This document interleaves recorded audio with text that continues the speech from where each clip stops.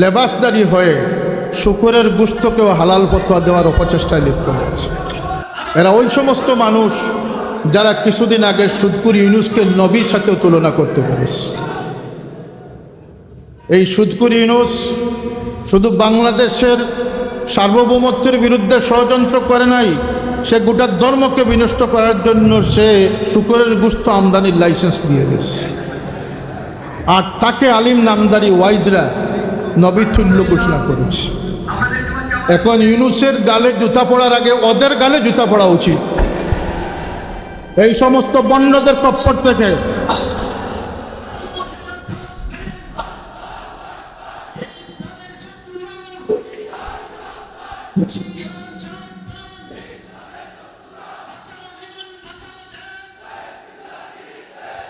শাক দিয়ে মাছ ডাকার জন্য তারা ইউনুসকেও নবতুল্য বানাইতেও তাদের কোনো আপত্তি দ্বিধা নেই। তারা এই ইসলামের অনুসারী, যারা আজকে চারিত্রিকভাবে এত পদস্খলিত হয়েছে যে ইসলামের পরিচয় দিতে আজকে লজ্জাবোধ করতেছে। কারণ ইসলাম আল্লাহর মনোনীত একমাত্র দিন। ইন্নাদ-দীন ইনদাল্লাহিল ইসলাম। আল্লাহ নবী সাল্লাল্লাহু আলাইহি ওয়াসাল্লাম এই ইসলামের সুমহান আদর্শকে সমুন্নত রাখার জন্য তার জানেসার সাহাবীরা জান কুরবান করেছে। ডান হাত কেটে পড়েছে, বাম হাতে তরবারি ধরেছে। বাম হাত কেটে গেছে, দাঁত দিয়ে তরবারি ধরেছে। কিন্তু আল্লাহ নবীর উসওয়ার জান্নাকে তারা বুলুণ্ঠিত হতে দেন। হযরত খুবাইবের ইতিহাস আপনাদের জানা আছে। শুলে দাঁড়িয়েও তিনি আল্লাহ নবীর একজন জানেসার সাহাবীর পরিচয় দিয়েছিলেন। তিনি তার জানের চেয়েও বেশি ইসলামকে গুরুত্ব প্রদান করেছেন। হাবিব বিন যায়েদ রাদিয়াল্লাহু তাআলা আনহু মুসাইলামাতুল কাজ্জাবের সম্মুখে গিয়ে ডান হাত কাটা বিসর্জন দিয়েছেন, বাম হাত দিয়েছেন, ডান পা দিয়েছেন, বাম পা দিয়েছেন, শরীরের গোশতের টুকরা দিয়েছেন, কিন্তু ইসলামের উপরে অটুট রয়েছেন। সেটা হচ্ছে ইসলামের সোনালী ইতিহাস, ইসলামকে রক্ষা করার সোনালী ইতিহাস। সেদিন আমাদের দেশের প্রধানমন্ত্রী বলেছেন যে এই সিটটা, এই সংসদের এই আসনটা মনে করা যায় এটা অত্যন্ত আরামদায়ক, কিন্তু এটা মোটেও আরামদায়ক নয়। কথাটা সত্য বলেছেন। চিরসুখী জন ভ্রমে কি কখন ব্যথিত বেদন, কি যাতনা বিষে কবু আশির বিষে ধ্বংসে নিকার। যে চেয়ারে বসেছেন তিনি বলতে পারেন যে এই চেয়ার কত কষ্ট করছে, আর এটা কোনো সুখ করছে আর নয়। এইভাবে ইসলামকে সাহাবায়ে কেরামগণ তাদের জীবনের চেয়েও বেশি গুরুত্ব দিয়ে ইসলামের সৌন্দর্য রক্ষা করেছে। কথা ঠিক না? ঠিক না? আজকে কিছুদিন আগেও আমরা দেখেছি যে মব সৃষ্টি হয়েছে। এই মব পর্যায়ক্রমে মা বাবাকে অপমানিত করা হয়েছে, আদর্শ শিক্ষকদেরকে টেনে হেঁচড়ে লাঞ্ছিত করা হয়েছে। কথা ঠিক না? ঠিক না? প্রতিষ্ঠান জবরদখল করা হয়েছে। এইভাবে মানুষকে অ্যাগ্রেসিভ বানানো হয়েছে, বেয়াদব বানানো হয়েছে, অমানসিক আচরণ মানুষকে শিক্ষা দেওয়া হয়েছে। এ থেকে ছাত্র সমাজকে একটি সভ্যতা সুশৃঙ্খল জাতি হিসাবে গড়ার জন্য তালামিজে ইসলামিয়ার আদর্শের লক্ষ্য উদ্দেশ্যের কোনো বিকল্প আমরা দেখি, যে কারণে তালামিজে ইসলামিয়া এই খেদমত আঞ্জাম দিয়ে আজকে ছাত্র সমাজকে ঐক্যবদ্ধ করে রেখেছে। একইভাবে আঞ্জুমানে আল ইসলাম এই সমাজে যারা ইসলামকে রাজনৈতিক স্বার্থে, ব্যবসায়িক স্বার্থে ব্যবহার করে শেষ করে ফেলেছে, এরা ইসলামের আকীদা নিয়ে নানা বিভ্রান্তি সৃষ্টি করেছে। আজকে এক সময় তারা ইসলামের খণ্ডভিত্তিক খণ্ডকে তারা বিনষ্ট করার চেষ্টা করেছে। আজকের দিনে এসে গোটা ইসলামী সাইনবোর্ডকে তারা কলঙ্কিত করার চেষ্টা করেছে। গোটা ইসলামিক সাইনবোর্ডকে, আল্লাহ নবী সাল্লাল্লাহু আলাইহি ওয়াসাল্লামের একখানা হাদিস রয়েছে, সায়ুতি আলান নাস জামানুন লা ইয়াবকাল ইসলামু ইল্লা ইসমুহু ওয়া লা ইয়াবকাল কুরআনু ইল্লা রাসমু। আজকে এই হাদিসের বাস্তব প্রতিফলন দেখা যাচ্ছে যে ইসলামী সাইনবোর্ড আর ইসলামী লেভেলের ভিতরে হেন কোনো অপকর্ম নাই যেটি তারা করতে না পারে। সুতরাং আজকে আমাদের অন্তরে রক্তপাত হচ্ছে। ব্যবসায়িকভাবে ইসলামকে বিনষ্ট করার চক্রান্ত হয়েছে, রাজনৈতিকভাবে ইসলামকে ব্যবহার করার চেষ্টা করা হয়েছে, আদর্শিকভাবে পদস্খলিত হয়ে আদর্শকে বিনষ্ট করা হয়েছে। কিন্তু আজকে ইসলামের গোটা ইসলামটাকে বিনষ্ট করার চেষ্টা কখনো এদেশের ইসলামকেও মানুষ সহ্য করতে পারে। এজন্য আপনাদেরকে ঐক্যবদ্ধ হতে হবে, সোচ্চার হতে হবে। আপনাদেরকে ঈমান ইসলামের হেফাজতের জন্য এমন এক শক্তিশালী বাহিনী কম তৈরি করতে হবে যাদের মূল লক্ষ্য থাকবে সহি ঈমান আকীদা। যদি কোনো মানুষের ঈমান আকীদা সহি সঠিক না হয়, তার 100 বৎসরের ইবাদতও কোনো কাজে আসবে না। মুনাফিকদের ইবাদত কম ছিল না, কিন্তু আকীদা বিশুদ্ধ ছিল। মুনাফিকদের আমলে কোনো ত্রুটি ছিল না, মুনাফিকরা আমলে পিছিয়ে ছিল না, মুনাফিকরা জেহাদ যুদ্ধে স্লোগানে পিছিয়ে ছিল না। তাদের সবচেয়ে বড় যে অপূরণ ছিল সেটি হচ্ছে আল্লাহর নবীকে দিয়ে তাদের মন ভালো ছিল।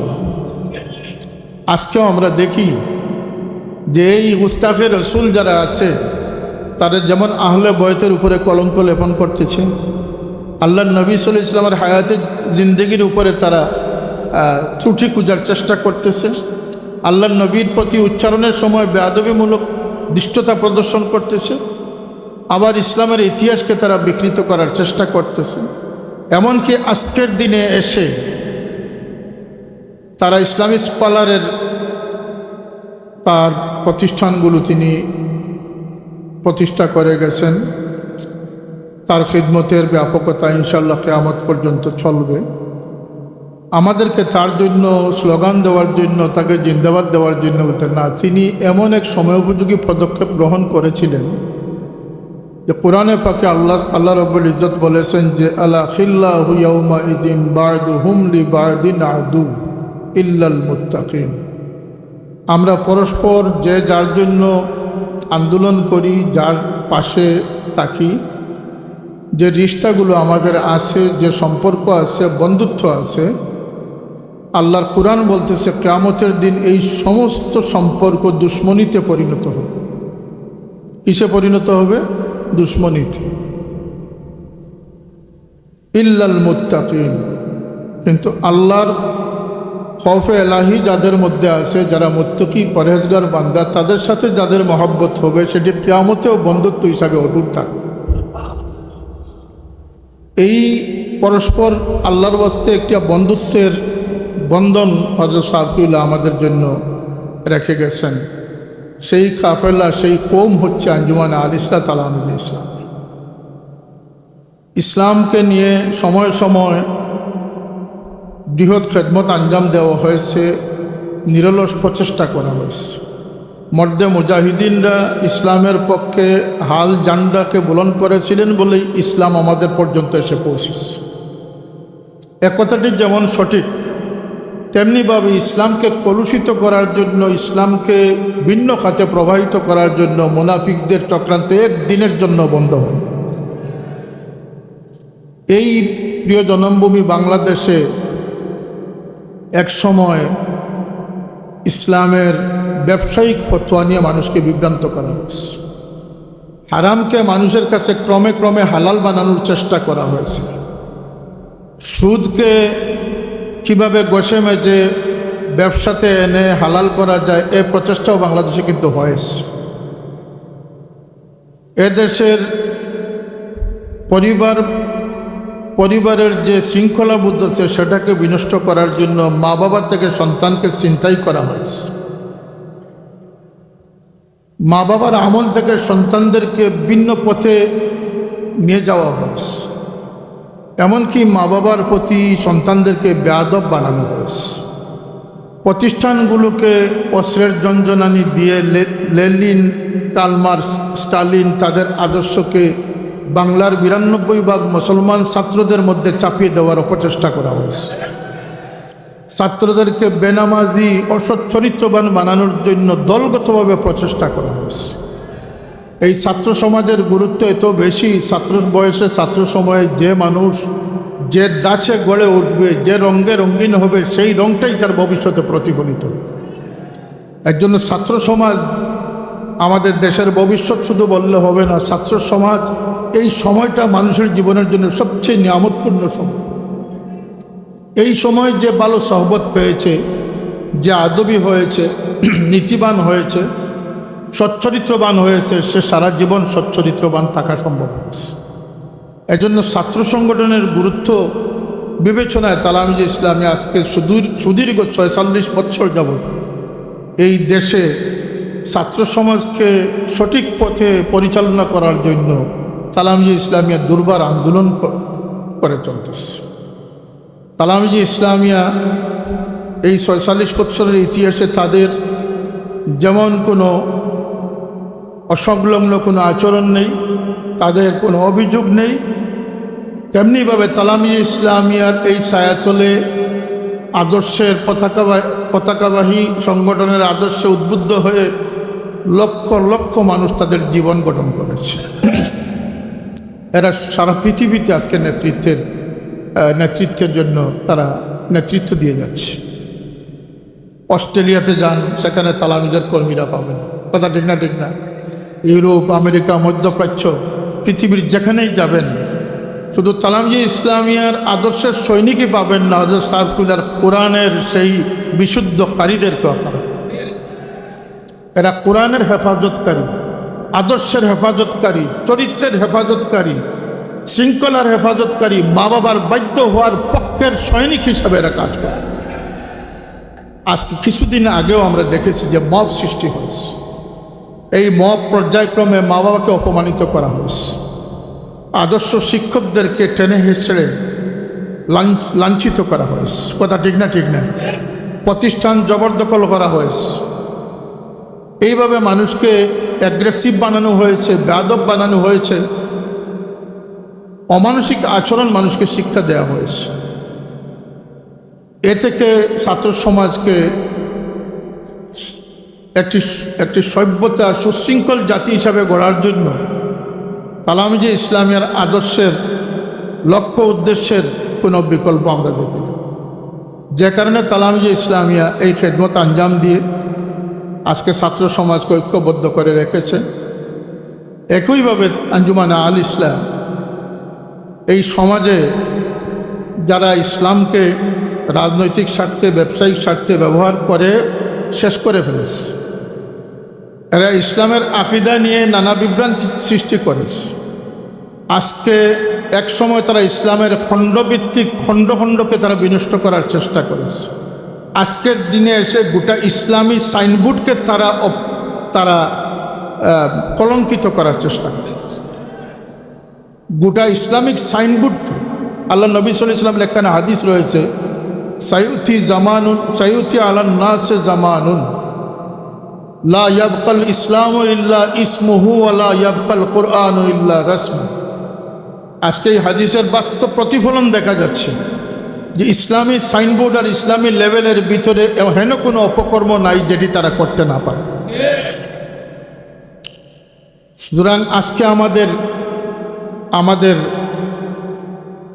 অন্তরে রক্তপাত হচ্ছে। ব্যবসায়িকভাবে ইসলামকে বিনষ্ট করার চক্রান্ত হয়েছে, রাজনৈতিকভাবে ইসলামকে ব্যবহার করার চেষ্টা করা হয়েছে, আদর্শিকভাবে পদস্খলিত হয়ে আদর্শকে বিনষ্ট করা হয়েছে।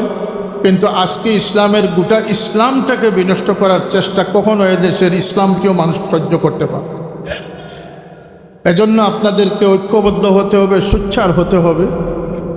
আপনাদেরকে ঈমান ইসলামের হেফাজতের জন্য এমন এক শক্তিশালী বাহিনী কম তৈরি করতে হবে যাদের মূল লক্ষ্য থাকবে সহিহ ঈমান আকীদা। যদি কোনো মানুষের ঈমান আকীদা সহিহ সঠিক না হয়, তার 100 বৎসরের ইবাদত কোনো কাজে আসবে না। মুনাফিকদের ইবাদত কম ছিল না, কিন্তু আকীদার বিশুদ্ধ ছিল। মুনাফিকদের আমলে কোনো ত্রুটি ছিল না, মুনাফিকরা আমলে পিছিয়ে ছিল না, মুনাফিকরা জেহাদ যুদ্ধে স্লোগানে পিছিয়ে ছিল না। তাদের সবচেয়ে বড় যে অপূরণ ছিল সেটি হচ্ছে আল্লাহর নবীকে দিয়ে তাদের মন ভালো ছিল। আজকেও আমরা দেখি যে এই গুস্তাফে রসুল যারা আছে তাদের যেমন আহলে বয়তের উপরে কলঙ্ক লেপন করতেছে, আল্লাহ নবী সাল্লাল্লাহু আলাইহি ওয়াসাল্লামের হায়াতে জিন্দেগির উপরে তারা ত্রুটি খুঁজার চেষ্টা করতেছে, আল্লাহ নবীর প্রতি উচ্চারণের সময় বেয়াদবিমূলক দৃষ্টতা প্রদর্শন করতেছে, আবার ইসলামের ইতিহাসকে তারা বিকৃত করার চেষ্টা করতেছে। এমনকি আজকের দিনে এসে তারা ইসলামী স্কলারের লেবাসদারি হয়ে শুকরের গোশতকেও হালাল ফতোয়া দেওয়ার অপচেষ্টায় লিপ্ত হয়েছে। এর আগে গাভীর প্রস্রাবকে তারা হালাল বলেছে। এরা ওই সমস্ত মানুষ যারা কিছুদিন আগে সুদকুর ইউনুসকে নবীর সাথেও তুলনা করতে পেরেছে।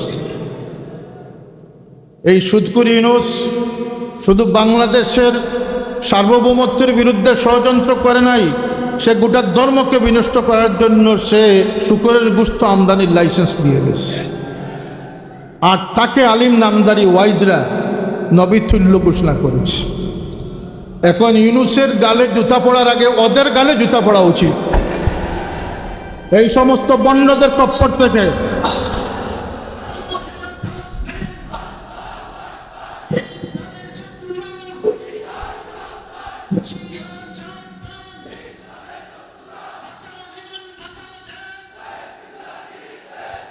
শাক দিয়ে মাছ ডাকার জন্য তারা ইউনুসকেও নবতুল্য বানাইতেও তাদের কোনো আপত্তি বিধা নেই। তারা এই ইসলামের অনুসারী যারা আজকে চারিত্রিকভাবে এত পদস্খলিত হয়েছে যে ইসলামের পরিচয় দিতে আজকে লজ্জাবোধ করতেছে। কারণ ইসলাম আল্লাহর মনোনীত একমাত্র দিন, ইন্নাদ-দীনা ইনদাল্লাহিল ইসলাম। আল্লাহ নবী সাল্লাল্লাহু আলাইহি ওয়াসাল্লাম এই ইসলামের সুমহান আদর্শকে সমুন্নত রাখার জন্য তার জানেসার সাহাবীরা জান কুরবান করেছে।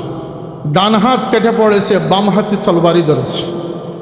বাম হাত কেটে গেছে, দাঁত দিয়ে তরবারি ধরেছে।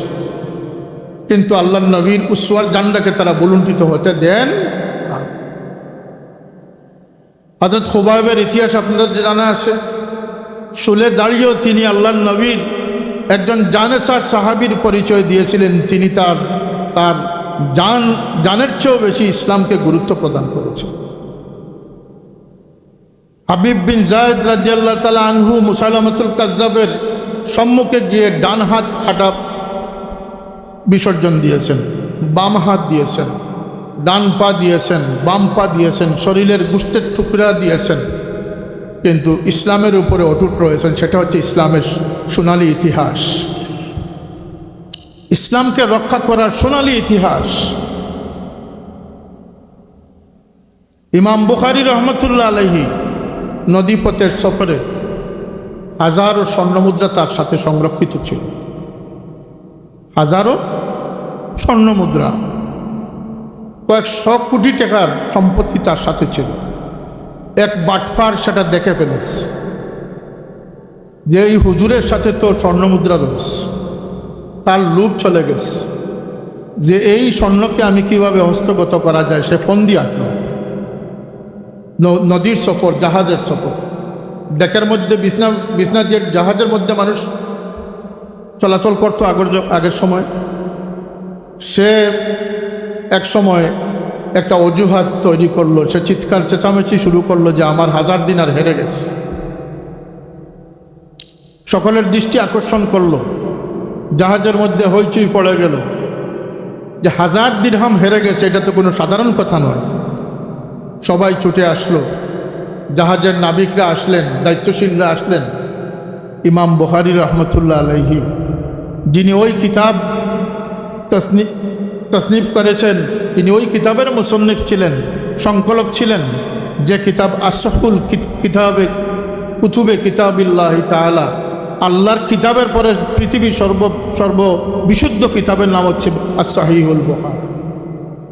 সেই কিতাব যিনি রচনা করেছেন তিনি দেখলেন যে এই 1000 দিরহাম তো আমার কাছে রয়েছে, সুতরাং যখন তল্লাশি হবে তখন তো আমার কাছেই এটা পাওয়া যাবে। কথা বুঝে এসেছে আপনাদের? তো এই 1000 দিরহাম আমার জন্য কাল হয়ে দাঁড়াবে। তিনি তার 1000 দিরহাম চুপিসারে তিনি নদীতে ফেলে দিলেন। যখন তল্লাশি শুরু হলো তাকেই মানুষ সন্দেহ করলো, যেহেতু তিনি নিকটবর্তী। তার শরীরের সর্বত্র তল্লাশি করা হলো, কোনো দিরহাম পাওয়া গেল, দিনার পাওয়া গেল না। সবাই যার যার চলে গেল। যে লোকটি দাবিদার হয়েছিল তাকে মানুষ দোষারোপ করলো যে তুমি মিয়া খামোকা তুমি এই অভিযোগ উত্থাপন করেছো, তোমার 1000 দিনার তো কেউ নেয় নাই। পরক্ষণে সেই ইমাম বুখারী রহমতুল্লাহ আলাইকে বলল যে হুজুর, আপনার কাছে কি 1000 দিরহাম ছিল না? তিনি বললেন হ্যাঁ ছিল, সেটির জন্য আমার লোভ হয়েছিল, কিন্তু তল্লাশিতে সেটি পাওয়া গেল না। তিনি বললেন শোনো, তোমার হই হুল্লোড় দেখেই আমি বুঝে ফেলেছি যে তুমি আমাকে বেকায়দায় ফেলার চেষ্টা করতেছ, আর আমি আমার 1000 দিরহামের মায়া ত্যাগ করেছি, আমি সাগরে সেটা ফেলে দিয়েছি। তা আফসোস, সাগরে ফেললেন কেন? যদি রাখতেন তাহলে না আপনি অর্ধেক নিতেন, আমি অর্ধেক নিতাম, দুইজনই লাভবান হইতাম, কম্প্রোমাইজ হয়ে যেত। তিনি বললেন শোনো, আমি ওই ব্যক্তি যিনি আল্লাহর হাবিব সাল্লাল্লাহু আলাইহি ওয়াসাল্লামের বাণীকে সংকলন করার কাজে ব্যস্ত আছি। যদি আজকে তোমার মিথ্যা অভিযোগে আমি অভিযুক্ত হয়ে যাই, তাহলে কিয়ামত পর্যন্ত আমার এই বিশুদ্ধতার ক্ষেত্রে মানুষের সংশয় সৃষ্টি হয়ে যায়। আমি আমার এই প্রচেষ্টাকে যেন কিয়ামত পর্যন্ত কেউ সন্দেহেতে না আনতে পারে, এই বুখারী রচনার জন্য তিনি 16 বৎসর আল্লাহর হাবিব সাল্লাল্লাহু আলাইহি ওয়াসাল্লামের কদমের কিনারে বসেছিলেন। তিনি মদিনায় তৈয়বাতে ধ্যানমগ্ন থাকতেন। তিনি প্রতিটি হাদিস সংগ্রহের পরে তিনি গোসল করতেন, নামাজ পড়তেন, তিনি মোরাকাবা করতেন। আল্লাহর নবীর ইশারা পাওয়ার পরে তিনি এটাকে স্থান দিতেন। তিনি 6 লক্ষ হাদিসের হাফিজ ছিলেন। কত লক্ষ? 6 লক্ষ হাদিসের হাফিজ ছিলেন। কিন্তু বুখারী শরীফের তকরার সহ তিনি 7275টি হাদিস তিনি সংকলন করেছেন। 6 লক্ষ হাদিসের মধ্যে তার হাদিস গ্রন্থে হাদিসের স্থান হয়েছে মাত্র 7275টি। এইভাবে বিশুদ্ধ কিতাব তিনি রাখার জন্য আল্লাহর নবীর ওয়ারিস হিসাবে, ইসলামের একজন খাদিম হিসাবে, কিয়ামত পর্যন্ত একজন বিশ্বস্ত মানুষ হিসাবে টিকে থাকার জন্য, ইসলামের সুহরত রক্ষার জন্য তিনি তার পার্থিব জীবনের সমস্ত সঞ্চয়কে তিনি বিসর্জন দিয়েছিলেন ইসলামকে রক্ষা করার জন্য। আপনারা জানেন না, আজকের দিনে ইতিহাস বিকৃত হচ্ছে। ইমাম হুসাইন রাদিয়াল্লাহু আনহুকে ক্ষমতা লিপ্সু হিসাবে আজকে প্রচার করা হচ্ছে, নাউজুবিল্লাহ। ইমাম হুসাইনের পরিস্থিতিটা ছিল, একদিকে তার নানাজানের সেই আদর্শিত ইসলাম, সাহাবায়ে কেরামের অনুসৃত ইসলাম, আরেকদিকে দুনিয়াদার, চরিত্রহীন, ফাসিক ফাজির ইয়াজিদের মতো লোকদের বানোয়াট ইসলাম। দুই ইসলামের মধ্যে যখন দ্বিধাদ্বন্দ্ব সৃষ্টি হয়েছিল, ইমাম হুসাইন আল্লাহর নবীর সত্য ইসলামের পক্ষ অবলম্বন করেছিলেন, এবং সেজন্য তিনি ইয়াজিদের সাথে কম্প্রোমাইজ করতে যান নাই। তিনি হাত দিলে তার গর্দন বেঁচে যেত, কিন্তু তিনি হাত দেন নাই, তার গর্দন দিয়েছে। ইসলামকে রক্ষার জন্য যুগে যুগে কুরবানি আসে না নাই? 100টা ইতিহাস আমি এখানে বসে বলতে পারবো, সেই সময় সেই ধৈর্য আপনাদের হবে না। শুধুমাত্র এটুকু বললাম যে ইসলাম আমাদের কাছে দুশ্মনী মুক্ত অবস্থায় আসে নাই। ইসলামের যেদিন গারে হেরার মধ্যে জবলে নূরে যেদিন ইকরা বিস্মি রাব্বিকাল্লাযী খালাক প্রথম ওহী নাজিল হয়েছিল, সেদিন থেকে নিয়ে আজ অবধি এবং কিয়ামত পর্যন্ত ইসলামের সঠিক দ্বারার পিছনে দুশ্মনী 1 সেকেন্ডের জন্য বন্ধ হয় নাই, হবেও না। কথা আমরা বিশ্বাস করি না। ইহুদিরা মাদ্রাসা প্রতিষ্ঠা করে আলিম বানিয়ে ইমামতির দায়িত্বে ইহুদিদেরকে তারা প্রতিষ্ঠিত করেছে। বাংলাদেশের উত্তরবঙ্গে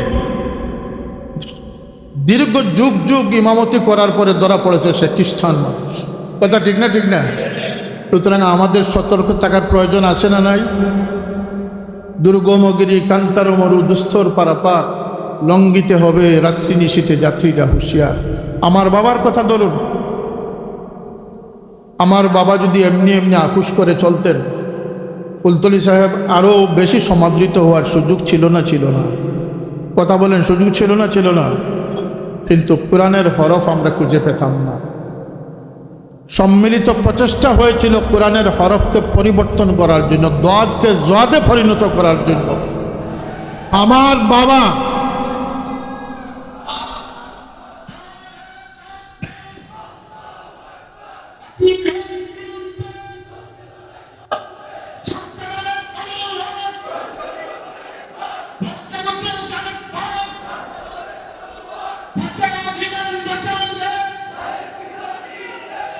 এই দেশে আল্লাহর নবীর মহব্বতের জান্ডা, কোরআনের সঠিক তেলাওয়াত, শরীয়তের পাবন্দি, বন্ডামি এবং স্বার্থপর ইসলাম থেকে, ইসলামিস্টদের হাত থেকে ইসলামকে রক্ষা, সত্যিকার অর্থে বুজুর্গান একরামদের অনুসরণে দিনের খেদমত আঞ্জাম দেওয়ার যে ক্ষুদ্র প্রয়াস হযরত সাফিউল্লাহ রহমতুল্লাহ আলাইহি আঞ্জাম দিয়েছেন, যদি এই সময়ে তিনি মুজাদ্দিদের ভূমিকা অবতীর্ণ না হতেন তাহলে আজকে হয়তো আল্লাহর নবীর মহব্বতের আশিকানদের এই বাগান তৈরি হতো না। তিনি তার রক্ত দিয়ে এই বাগানের পরিচর্যা করে গেছেন, তিনি এর বিনিময় গ্রহণ করেন নাই। তিনি তার জীবদ্দশায় আমাদেরকে এমন তলকিন দিয়ে গেছেন যাতে আমাদেরকে মুনাফিকের আকীদা আমাদের ঈমান বিনষ্ট করতে না পারে। তিনি প্রতিটি ঘরে ঘরে, প্রতিটি অঞ্চলে অঞ্চলে তিনি দুর্গ গঠন করে গেছেন। এই দুর্গ তার নিজের দুর্গ না, এই দুর্গ হচ্ছে আল্লাহর নবীর সেই প্রকৃত দিনের, সামগ্রিক দিনের পাহাড়গার তিনি তৈরি করে গেছেন, যেটি ইমাম হুসাইন রাদিয়াল্লাহু আনহুর কুরবানির মধ্য দিয়ে শুরু হচ্ছে। শহীদ আহমদ শহীদ বেল্লভী রহমতুল্লাহ আলাইহি তার এই সমস্ত সংগ্রামের যে নির্যাস, সেটি ছিল আল্লাহর নবীর দিনকে তিনি হেফাজত করা। আজকের দিনেও ইমাম সাহেবগণ আছেন, মুবাল্লিগগণ আছেন, মুদাররিসগণ আছেন, শিক্ষকবৃন্দ আছেন, উলামায়ে কেরাম আছেন, হেসে খেলে জীবন নিয়ে আল্লাহর দরবারে গিয়ে মুখ দেখাতে পারবেন না। জীবনের এই শ্রম, কারণ কুল্লুকুম রাইন কুল্লুকুম মাসউলিন আন রাইয়াতিহি, এই দিন আমাদের সামনে যেভাবে বিকৃত করার চেষ্টা করা হচ্ছে, রাজনৈতিক স্বার্থে ইসলামকে কলুষিত করার চেষ্টা করা হচ্ছে, কথা ঠিক না? ঠিক না? আল্লাহর নবী বলেছেন দাজ্জাল আসবে। দাজ্জালের ফিতনা সম্পর্কে আল্লাহর নবী বলেছেন যে আমার আগের 100 লক্ষ নবী রাসূলগণ, এমন কোন নবী রাসূল পৃথিবীতে আসেন নাই যিনি দাজ্জাল সম্পর্কে তার উম্মতকে সতর্ক না করেছেন। কারণ দাজ্জালের ফিতনাটা হচ্ছে পৃথিবীর সবচেয়ে বৃহৎ ফিতনা। এই দাজ্জাল আমাদের সম্মুখে যদি আসে, ইমাম মাহদিও আসবেন, দাজ্জালও আসবে, আমরা ইমাম মাহদির সৈনিক হব না দাজ্জালের সৈনিক হব, এটা নির্ভর করতেছে ট্রেনিংয়ের উপরে। যারা এখন থেকে ট্রেনিং নেবেন, দুশ্মনানদেরকে চিহ্নিত করতে পারবেন, সেলফ ডিফেন্স শিখতে পারবেন, আত্মরক্ষামূলক প্রস্তুতি নেবেন, তারা দাজ্জাল কেন, দাজ্জালের বাবা আসলেও তারা মোকাবিলায় জয়ী হবে।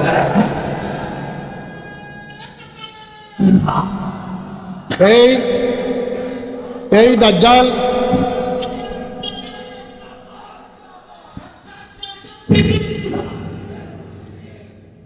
আজকে অনেকেই চমক দেখান, আমরা সাফল্য পেয়ে যাচ্ছি, আমরা সফল হয়ে গেছি। এই চমক সেই চমক না, এই চমক আসবে, এই চমক চলে যাবে। সকালবেলা আমির রে ভাই ফকির, সন্ধ্যাবেলা, কথা ঠিক না? ঠিক না? কুলিল্লাহুম্মা মালিকাল মুলকি তুতিল মুলকা মান তাশা। হায় হায়, কত প্রভাবশালী, প্রতাপশালী রাজা বাদশারা মুহূর্তের মধ্যে ইতিহাস থেকে নিক্ষিপ্ত হয়ে গেল। এই বাংলাদেশে সরকার প্রধানের দুপুরে খাবার রেডি ছিল, খাবার ভাগ্যেও জুটে নাই। আল্লাহ চাইলে তা পারেন, কথা বলেন, আল্লাহ চাইলে। কার রিজেক কোথায় আছে সেটা আল্লাহই নির্ধারণ করে না। তাহলে এখানে কোনো বাহবা পাওয়ার কোনো বিষয় নয়, বরং এই চমকের পর চমক আসবে। দাজ্জালও বিনা চমকে থাকবে না। দাজ্জালের ডান পাশে তার বেহেশত থাকবে, বাম পাশে তার জাহান্নাম থাকবে। লোভী মানুষরা যারা আজকে লোভ দেখে ওই দিকে যায়, সব ভালো, সবাই সাথে সম্পর্ক রাখতে চায়, এই মুনাফিক চরিত্রের মানুষরা যখন দাজ্জালের বেহেশত দেখবে, তারা লোভে পড়ে যাবে, তারা বেহেশতের জন্য লালায়িত হয়ে দাজ্জালের বেহেশতে তারা প্রবেশ করে। আর আমার রসুল পাক সাল্লাল্লাহু আলাইহি ওয়াসাল্লাম বলেছেন, যারা দাজ্জালের জান্নাতে প্রবেশ করবে তারা আল্লাহর জাহান্নামে প্রবেশ করবে, আর যারা মোকাবিলায় টিকে থাকবে তাদেরকে জাহান্নামে প্রবেশ করাবে। যারা দাজ্জালের জাহান্নামে প্রবেশ করবে, আল্লাহর নবী বলছেন তারা আল্লাহর জান্নাতে প্রবেশ করবে। আমরা ইমাম মাহদির সৈনিক হতে চাই না আমরা? এই দাজ্জালের চমক শুরু হয়ে গেছে। আল্লাহর নবী বলেছেন দাজ্জালের আগে 16 জন দাজ্জালের আবির্ভাব। কতজন দাজ্জালের? এই দাজ্জালিয়ত শুরু হয়ে গেছে। দাজ্জাল সরাসরি বেহেশত নিয়ে আসবে, তাকে আল্লাহ সেই ক্ষমতা দিবেন মানুষকে বিভ্রান্ত করবে। আর আজকে বেহেশত না নিয়ে আসলেও বেহেশতের টিকিট বিক্রি শুরু। এটাও দাজ্জালি ফিতনা, এটাও দাজ্জালি ফিতনার একটা সংবাদ। আমাদের চরিত্রকে আমরা ধরে রাখতে হবে। আঞ্জুমানে আল ইসলাম এবং তালামিজ ইসলামের মূল লক্ষ্য হচ্ছে সহি ঈমান আকীদা। কথা বলেন, সহি ঈমান আকীদা। আপনার 100 বৎসরের ইবাদত বিফলে যাবে যদি আপনার ঈমান সঠিক না। 2 নম্বর হচ্ছে আমলে সালেহ। যদি আপনি স্লোগান দিতে দিতে ব্যাকুল হয়ে যান আর আমল ছেড়ে দেন, আপনার সেই স্লোগান আপনাকে রক্ষা করতে পারবে না। গত পরশু দিন এক হাদিস দেখলাম যে আল্লাহ নবী সাল্লাম বলতেছেন, যারা 5 ওয়াক্ত নামাজের সুন্নতে মুআক্কাদা আদায় করবে, মাত্র 12 রাকাত, ফজরের 2 রাকাত, জোহরের আগে 4 পরে 2, মাগরিবের 2, এশার 2, সুন্নতে মুআক্কাদা, যেগুলোতে আমাদেরকে আজকের এই এজিদের দুরাচাররা, দাজ্জালের অগ্রসৈনিকরা আজকে আমাদেরকে এই নামাজটুকু পড়তে আমাদেরকে বাধাগ্রস্ত করতেছে। রমজানের দিনে তারাবি পড়তে আমাদেরকে বাধাগ্রস্ত করতেছে। রোজার ইফতার, সেহরি ইফতারের সময়সূচিতে আমাদের বিভ্রান্তি সৃষ্টি করতেছে। কথা ঠিক না? ঠিক না? তারা ওই সমস্ত মুসলমান নামদারি যারা আমাদের ঈমান আমলকে ধ্বংস করবার চেষ্টা করতেছে। সুতরাং এই আল্লাহর নবী সাল্লাল্লাহু আলাইহি ওয়াসাল্লাম বলতেছেন, এই সুন্নতে মুআক্কাদা যারা পড়বে, ইচ্ছাকৃতভাবে তরক করবে না, আল্লাহর হাবিব বশারত দিয়েছেন, সুসংবাদ দিয়েছেন যে তাদের জন্য জান্নাত ওয়াজিব হয়ে যাবে।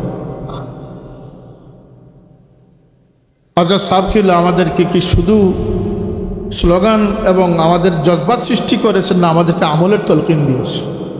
কথা বলেন, আমলের তলকিন দিয়েছেন না দিয়েছেন? কোনো বেআমলি ফুলতলি সাহেবের মুহিব্বিনদের অন্তর্ভুক্ত হতে পারবে।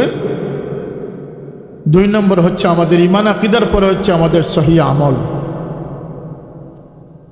আমাদেরকে রোজা পালন করতে হবে, হজ যাকাত আঞ্জাম দিতে হবে, আমাদেরকে নামাজ 5 ওয়াক্তের নামাজ সুষ্ঠু সুন্দরভাবে পড়তে হবে। 3 নম্বরে হচ্ছে আখলাকে হাসানা, উত্তম চরিত্র। আমরা এত বেশি স্রোতের দ্বারা প্রবাহিত হয়ে যাচ্ছি যে আমাদের বিবেকও হেরে যাচ্ছে। মা বাবার দায়িত্ববোধ আমাদের থেকে চলে যাচ্ছে। আল্লাহ নবী সাল্লাল্লাহু আলাইহি ওয়াসাল্লাম কিয়ামতের যত আলামত উল্লেখ করেছেন তার সমস্ত কিছুর নির্যাস হচ্ছে পরিবার থেকে, ঘর থেকে মা বাবার বেয়াদবি দিয়ে কিয়ামত সূচনা। ওয়াক্কা উম্মাহু ওয়া আদনা সাদিকাহু ওয়া আফসা আবাহু।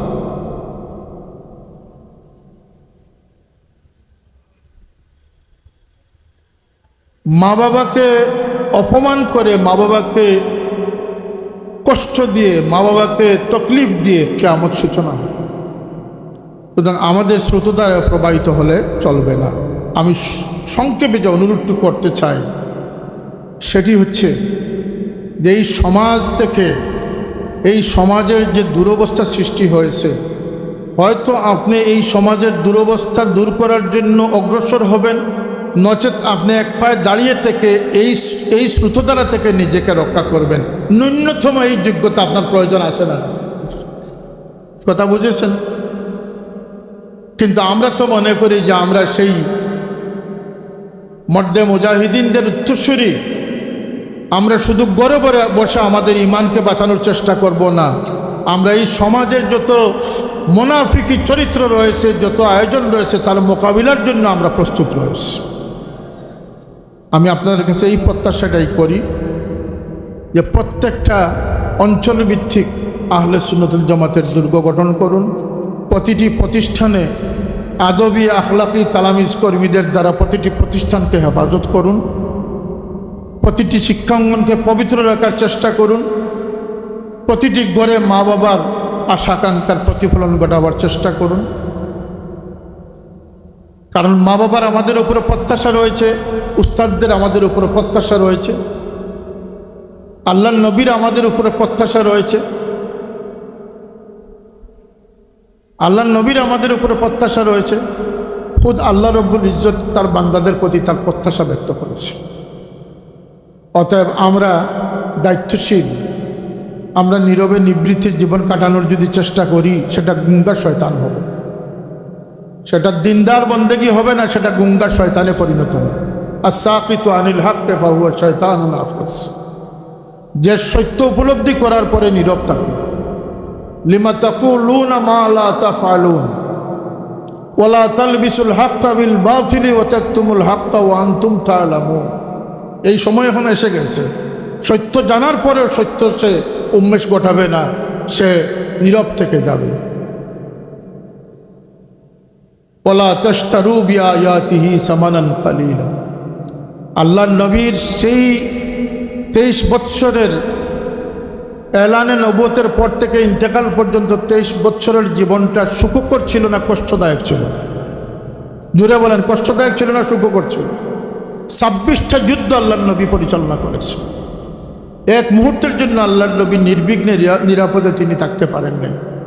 আল্লাহর নবীর রাগ গুসা চিন্তা যখন আল্লাহর নবীর মধ্যে আসতো, তিনি আমাদের মতো প্রকাশ করতেন না, কিন্তু তিনি তার দাড়ি মোবারকে হাত বুলাতেন। সাহাবায়ে কেরামের বুঝতে অসুবিধা হতো না যে আল্লাহর নবী চিন্তিত অবস্থায় আছে। উম্মতের চিন্তা, মুসলিম সমাজের চিন্তা, মুসলিম রাষ্ট্রের চিন্তা সর্বক্ষণ আল্লাহর নবীকে কষ্ট দিয়েছে। সাহাবায়ে কেরামগণ সেই কষ্টকে তাদের কাঁধে তারা নিয়েছেন।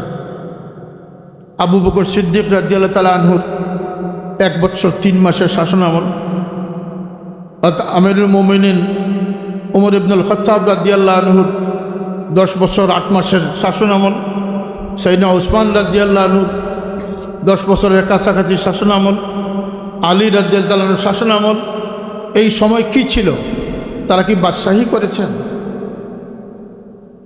সেদিন আমাদের দেশের প্রধানমন্ত্রী বলেছেন যে এই সিটটা, এই সংসদের এই আসনটা মনে করা যায় এটা অত্যন্ত আরামদায়ক, কিন্তু এটা মোটেও আরামদায়ক নয়। কথাটা সত্য বলেছেন। চিরসুখী জন ভ্রমে কি কখন ব্যথিত বেদন, কি যাতনা বিষে কবু আশির বিষে ধ্বংসে নিকার। যে চেয়ারে বসেছেন তিনি বলতে পারেন যে এই চেয়ার কত কষ্ট করছে, আর এটা কোনো সুখ করছে আর নয়। এইভাবে ইসলামকে সাহাবায়ে কেরামগণ তাদের জীবনের চেয়েও বেশি গুরুত্ব দিয়ে ইসলামের সৌন্দর্য রক্ষা করেছে। কথা ঠিক না? ঠিক না? আজকে আমরা ইসলামকে ব্যবহারকারী হয়ে গেছি, ইসলাম থেকে গ্রহণকারী হয়ে গেছি, ইসলামকে দেওয়ার মানুষের বড় অভাব।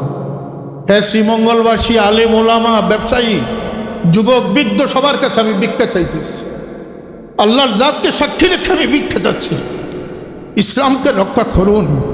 ইসলাম থেকে নেওয়ার মানুষের অভাব নেই, কিন্তু ইসলামকে দেওয়ার মানুষের অভাব আছে।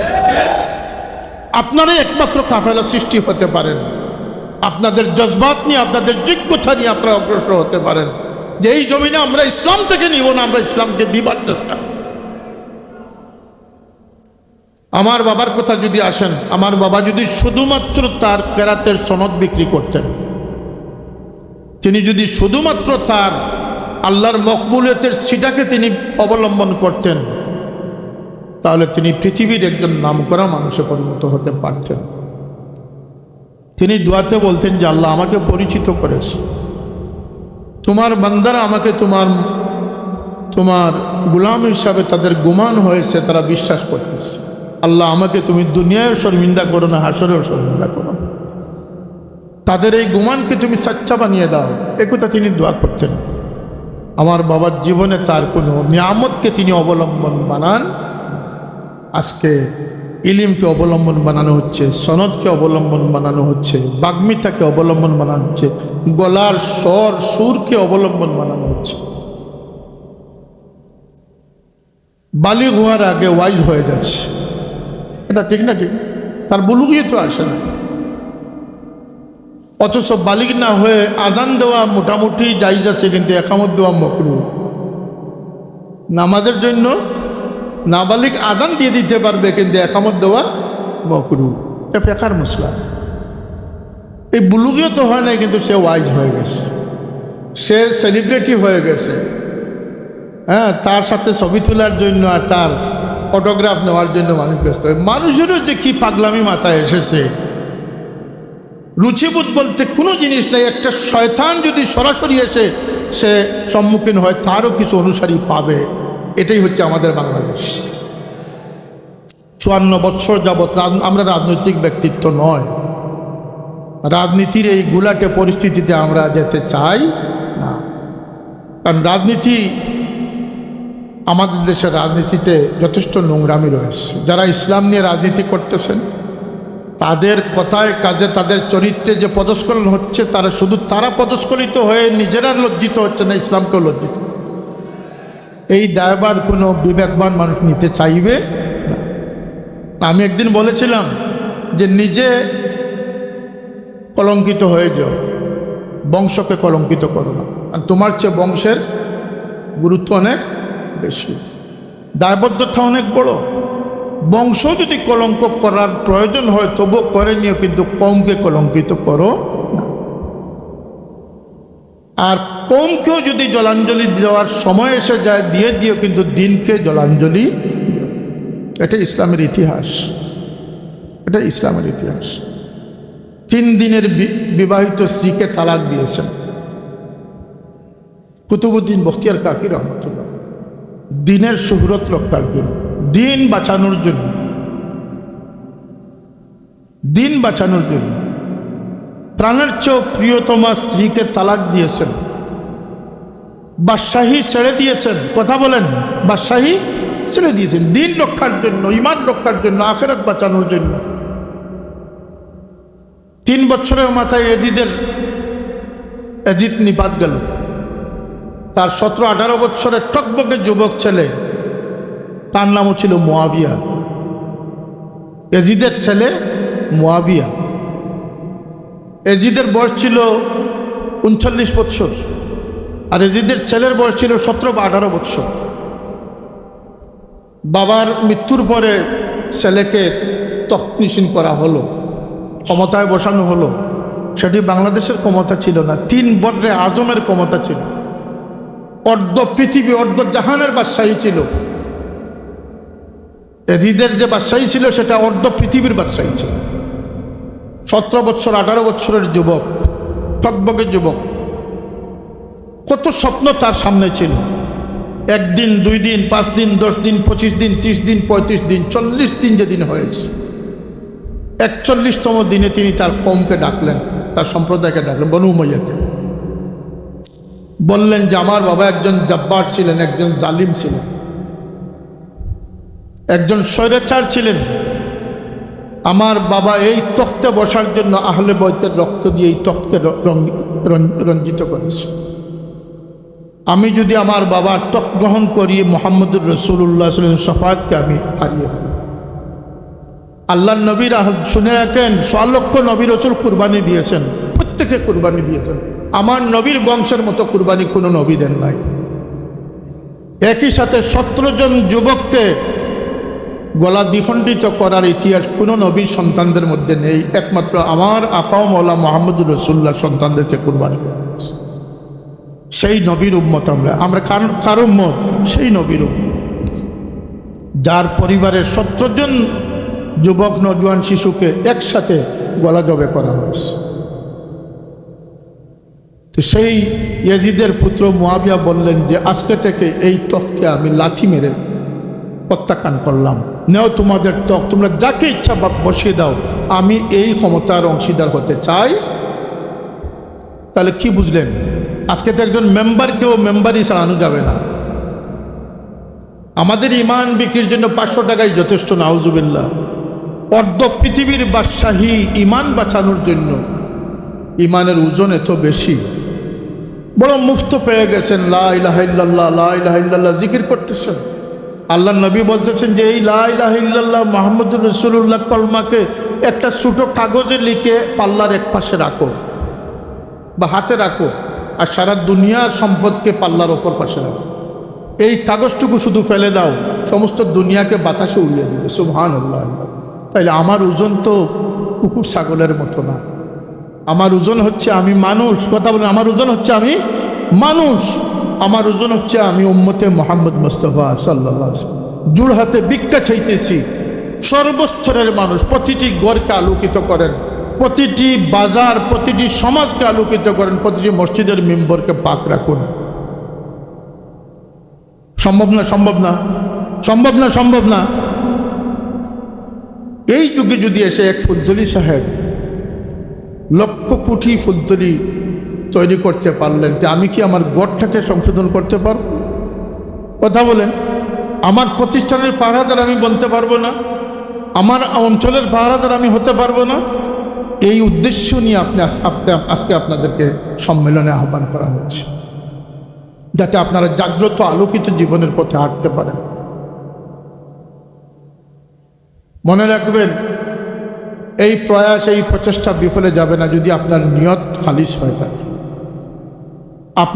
আপনি আমি সর্বাগ্রে একজন খাঁটি মুসলমান হতে হবে, একজন আখলাকি মানুষ হতে হবে। আমার পথ চলায় আল্লাহর নবীকে আমার সামনে রাখতে হবে। আজকে বাচ্চারা চুল কাটে মেসি স্টাইলে। কত দুর্ভাগ্য সন্তানরা আমার নবীর চুলের স্টাইল তারা খুঁজে না। আউলিয়া কেরামদের পথ অনুসরণ করে না। টুপি পরার সময় আমার নবী আসেন না নাই? কথা বলেন। খাবার গ্রহণের সময় আমার নবী আসেন না নাই? কথা বলার সময় আমার নবী আসেন না? আসেন না? কিন্তু উসওয়ায়ে হাসানা, আমার নবীর আদর্শকে বিসর্জন দিয়ে নিত্য নতুন ইসলাম আমরা সামনে পাচ্ছি রেডিমেড, আর আমরা এই স্রোত দ্বারা প্রবাহিত হচ্ছি। যদি দিন ধর্মকে বাঁচাতে চান, তাহলে আজকের দিনের সবচেয়ে বড় চ্যালেঞ্জিংয়ের বিষয় হচ্ছে পুরাতন মুসলমানের উপরে টিকে থাকা। রাজি আছি না? আছি না? এক নম্বর আমাদের জেহাদ হচ্ছে পুরাতন মুসলমানের উপরে টিকে থাকা।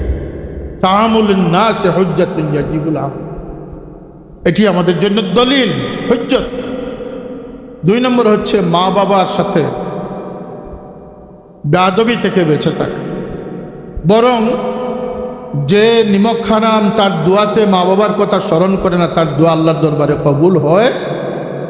মা বাবাকে দোয়াতে স্মরণ করবে। অনেকে চিন্তা করতেন আমার মা তো খুব আমলি নয়, আমার বন্ধুর মা তো বড় আমলি, সপ্তাহে 3টা রোজা রাখেন, 2টা রোজা রাখেন। হতে পারে, এমন একটা ভাবনা আপনার মধ্যে আসতে পারে। কিন্তু জেনে রাখবেন, আপনার মা হওয়ার জন্যই যথেষ্ট, আমলদার হওয়ার প্রয়োজন নেই। আপনি যে তার পেটে জন্মেছেন সেটাই যথেষ্ট, এর চেয়ে বেশি ফজিলতের কোনো প্রয়োজন। আপনার বাবার ঔরসে যে আপনি এসেছেন, এর চেয়ে বেশি প্রয়োজন আর কিছু। আল্লাহ নবী বলতেছেন, জান্নাতের দরওয়াজা প্রধান ফটক হচ্ছেন তোমার বাবা। মা বাবাকে আঁকড়ে ধরেন, মা বাবার সন্তুষ্টি নেন, হালাল রিজকে হালালের মধ্যে সীমাবদ্ধ থাকেন, আর আল্লাহর ওয়াস্তে মোবাইল থেকে দূরে থাকেন।